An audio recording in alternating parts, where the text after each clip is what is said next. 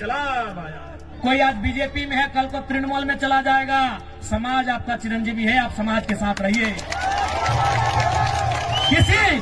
किसी MP MLA में इतना ताकत आपने देखा था क्या? झारखंड के बाद अब बंगाल में भी जयराम महतो ने जबरदस्त तान छेड़ दी है। झारखंड की वही भीड़ उन्होंने वहां भी इकट्ठा किया। हालांकि टाइगर जयराम की रैली का मंजर देखने लायक था। इतना ही नहीं, जब लाखों की भीड़ के बीच टाइगर जयराम महतो ने जैसे ही बोलना शुरू किया, वैसे ही लोगों के अंदर की एनर्जी हाई होने लगी। कि जंगल महल की गलियों से एक आवाज आया है, जंगल महल की गलियों से एक आवाज आया है, उठो नौजवानों, फिर से इनकलाब आया। क्या आप तैयार हैं? और बैंक है, they have their vote banks because they are from NDA and India. कोई फर्क नहीं कैंडिडेट कौन होगा, who will be the candidate. आप इंडिया से हैं, इंडिया गठबंधन से हैं, ये लोग आपको वोट करेंगे। आप एनडीए से हैं, ये लोग आपको वोट करेंगे। I am an independent new Qamar party. हमारे झारखंड में भी क्या सेफ है?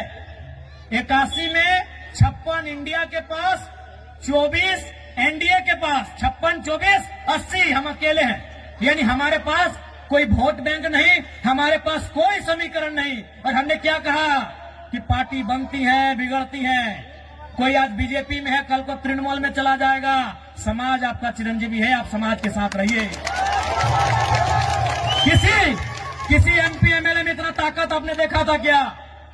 हमने स्पष्ट कहा कि आप हमारे राजनीतिक कार्यक्रम में आते हैं, अच्छी बात है। आप मेरी पार्टी के मीटिंग में आते, अच्छी बात है, लेकिन आप समाज की मीटिंग में पहले जाइए। हमने एकमात्र भी एमएलए जिसने कहा था, जबकि आप भी जानते हैं 2029 में पता नहीं हमारा क्या होगा, क्योंकि हम नया विधायक है, हमारे पास कोई समीकरण नहीं है। तो इसलिए एक बात तय कीजिए कि आपको आजाद रहना है या गुलाम रहना है। तो भैया अगर आजाद रहना है तो आपको उस कौवे की तरह अपनी संस्कृति, अपनी परंपरा, अपनी आइडेंटिटी, अपनी पहचान, उसके साथ आपको जीना होगा। तो क्या ये नौजवान पीढ़ी जो हमारा आने वाला भविष्य है, क्या वो आज के इस कार्यक्रम के माध्यम से ये प्रतिज्ञा लेंगे कि आप अपनी परंपरा, अपनी संस्कृति, अपनी मातृभाषा को बचाएंगे? जो संघर्ष को चुनते हैं वही सफलता के करीब जाते हैं। आज का समय संघर्षों का समय है मेरे भाइयों। जो भी पर्व हम लोग मनाते हैं उसका एक संदेश होता है।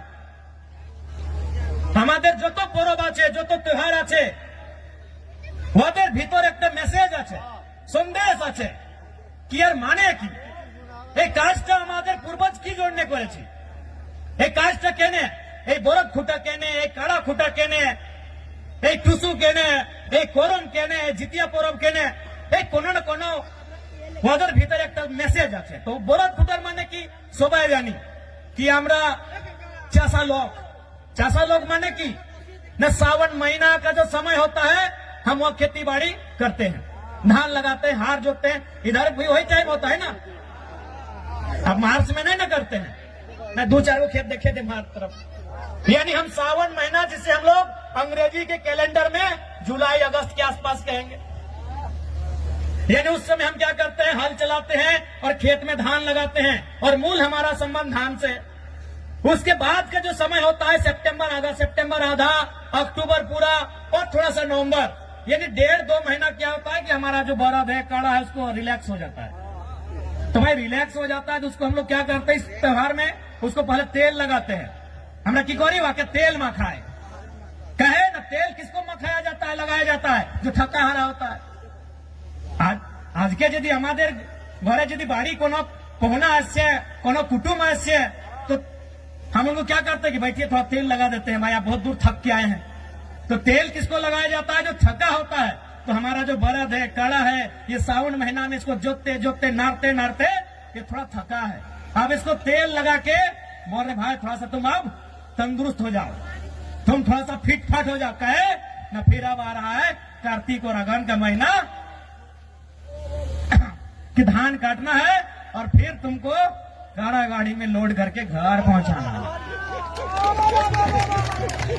अब धान काटने के बाद फिर बरत गाड़ी में लोड करके घर भी पहुंचाना है और माड़ा भी रहना है, धान खिजाना भी है। तो इसीलिए इसको तेल लगाते हैं कि तुम अब तुमको फिर से तैयार हो जाओ।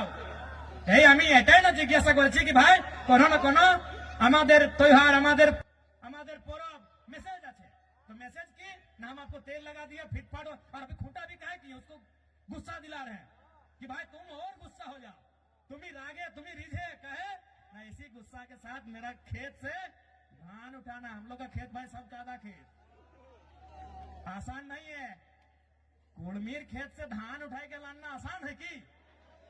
तो वही उसको गुस्सा दिलाते हैं, सूप से मंदिर बजा के ऐसे मैंने उसको हलकार के कि भाई हाँ तुम गुस्सा करो, हम चाहते तुम गुस्सा करो, और उस गुस्सा के बदले जब हम धान खेत में तुमको नारेंगे फिर उठा के उसको बाहर लेके आना है।